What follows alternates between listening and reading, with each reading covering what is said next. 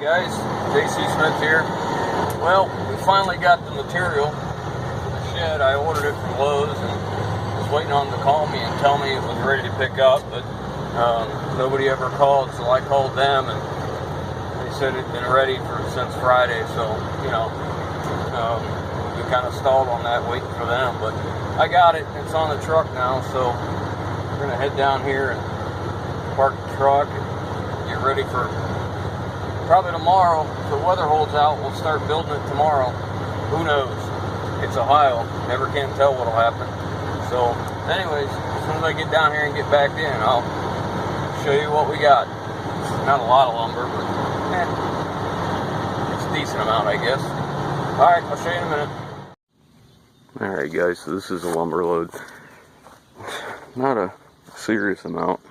Just a little under $1,000, so not horrible.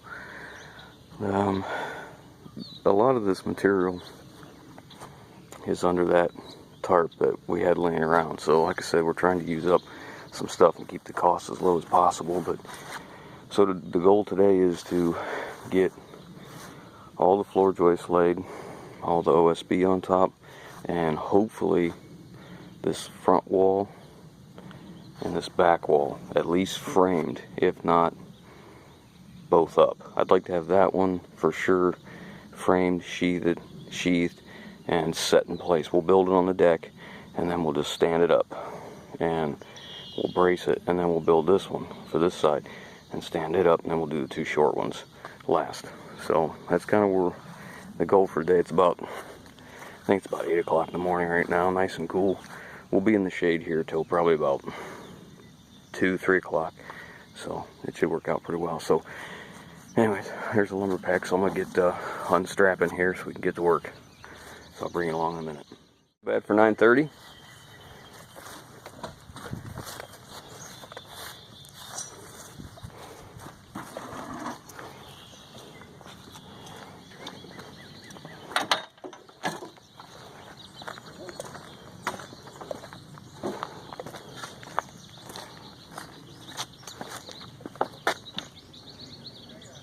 Guess we're ready for flooring.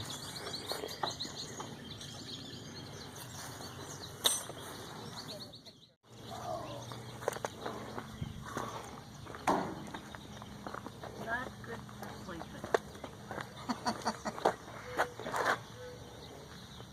Don't worry, I won't make my hair sleep.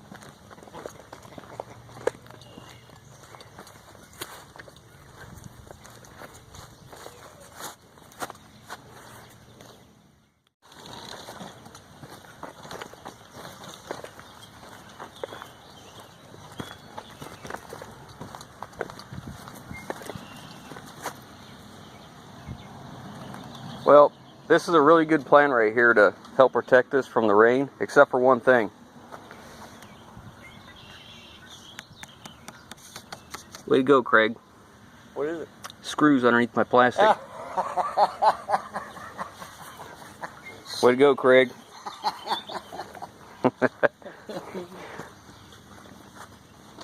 We get rain at any minute, so we don't want that OSB to fall apart. So we just wrapped it in Visqueen and covered all the non-pressure treated pine too, so be a little bit nicer, help it along, keep it a little nicer as long as we can.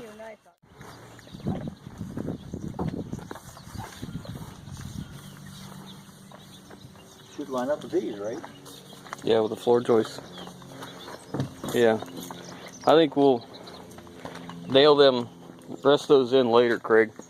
We're gonna try and hurry get this backside wall up on, and maybe the end two walls here.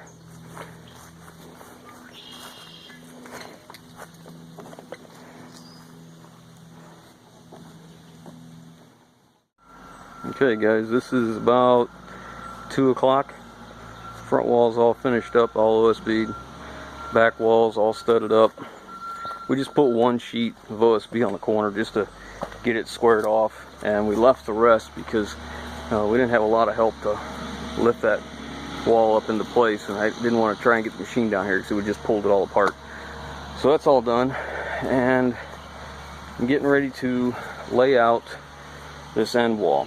So I'm going to frame that one and OSB it, stand it up in place, and do the same thing here at this end. So hopefully by the end of the day today, I'll have all of the outside walls done, and hopefully we'll have it wrapped in house wrap and button cap. So should be moving along pretty quick. I'll bring you along and show you more. The end of day 2, almost 5 o'clock. We didn't get the house wrap on, but it's close.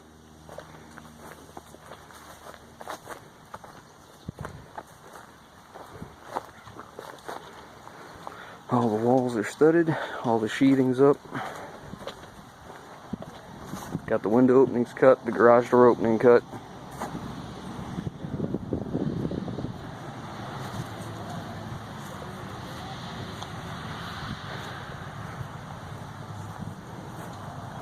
Got a little bit of OSB to finish right there.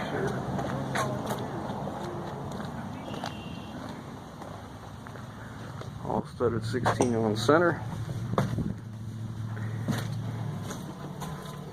Really went pretty good. This is going to be a 28 by 38 window, and it's the perfect height. Put a workbench in here. Actually, I think the workbench is going on that side. You can see the header we use there, a 2x12 header at the top. It'll be a 9x7 garage door right there, and it'll work out to where the track for the garage door will come almost back to the wall. So it should work out pretty well. Now that 2x12 we cut down to 10 1/8 to make the height just right. But there we go. End of day 2. So tomorrow we house wrap and build the loft. See how far we can get. So let's come along pretty quick. And this is 8 foot tall right now. We're going to put a loft up here, and this side wall over here will go up 2 feet. This side over here goes up 4 feet, and then the roof will come in like this. And then later they'll add on at the peak up here where it comes up like this. They'll add on and it'll go out that way 16 feet over the concrete. So that's where we're at. So far so good. Haven't run short on material. Everything worked out pretty well. Everything's braced in, so. And it didn't rain. Can you believe it didn't rain? Sprinkled, but it didn't rain. Alright, that's it for now. Well guys, that's the end of day 2 on the shed. I'm pretty tired. It's about 5:30. I started about 8 o'clock this morning. But we got pretty far. Met my goal of what we wanted to get done. We got tomorrow we'll have to do the house wrap first. A couple pieces of sheathing that I need to piece in, and that's over top the garage door. I just didn't want to use a full sheet because it's just a big 2x12 header up there, so I didn't want to waste a big full sheet cut on it and all that stuff. So we'll get that tomorrow, and then we'll start on the second floor. It's getting kind of a loft. It's only going to be a 2x4 loft with 7/16 OSB part of the way. Let me turn that air back on. Part of the way across, and it'll be a knee wall. And you know, this is kind of a not a regular way of building it, but and the reason being is I think, and I've said this before, they don't have the finances to build exactly what they want. So we're building them something to get by that they can expand on later, and that's the reason for it being 8 foot tall, and then a loft, and then a knee wall at 2 feet on one side and 4 foot on the other with a slope roof. That way they can come off that later and finish it, which, you know, I'll probably be building that too, helping do that. Yeah.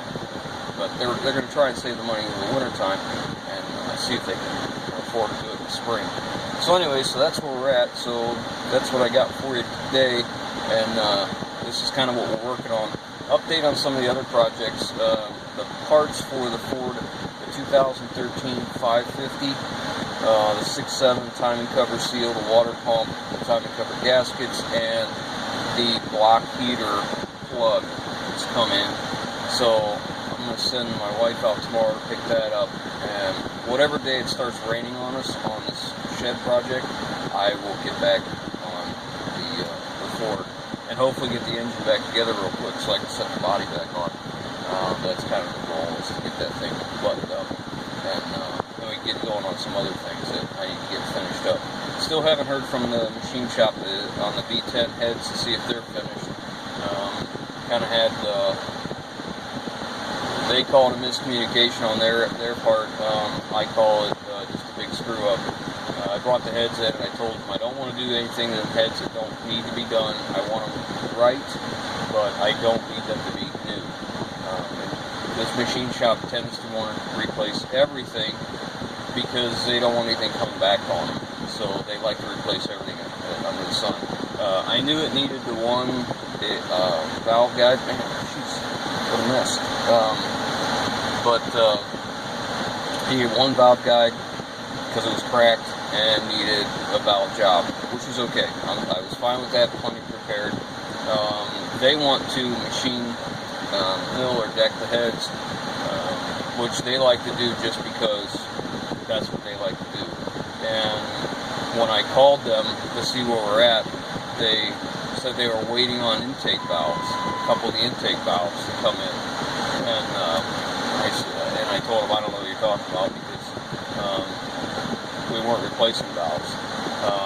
They wanted to replace every valve guide, every intake, every exhaust valve, and every valve guide in the heads. They said that's the only way they would be willing to warranty it. And they've gone to this, and it's become kind of a problem. And I want the heads to be right, but I don't need to replace things that shouldn't be replaced. It just doesn't matter. You know, it does matter. I don't want to say it that way. I want it right, but I don't want it back to brand new because, you know, this engine that we're using still has 140,000 miles on it, and I'm not rebuilding the whole engine. We're fixing a problem. So, needless to say, the bill went from $316, I think it was, to $790, which we're getting close to where I could have just ordered pre-manufactured heads online with latch adjusters and cam followers. So I was a little less than pleased with them about that, and we'll have to work it out some way. We'll get it. We'll come to some resolution. I'm not a guy that's unreasonable or difficult to deal with. We'll figure something out. It was a mistake. Whether it was intentional or not doesn't matter. We'll come to some agreement that makes it mutually agreeable to the two of us, to both of us. So. Anyway, so that's where we're at on the shed. That's what the updates are. On the bus, I'm still kind of kicking around because, like I keep saying, the frame is just so crusty. I just don't think I'm gonna. I don't want to use that frame. I'd rather peel the pieces off that frame and do all that extra work than to use that frame. So that's kind of where I'm headed there, and I'm waiting to hear from a couple things. A couple things I got in the works for projects. Not because I need more projects, but because they would be really enjoyable. And I really think you guys would enjoy them. Anyway, I'm going to leave you on that. So tomorrow we're back on the shed till it rains. So if you like what we're doing, guys, see thumbs up, comment, subscribe if you haven't.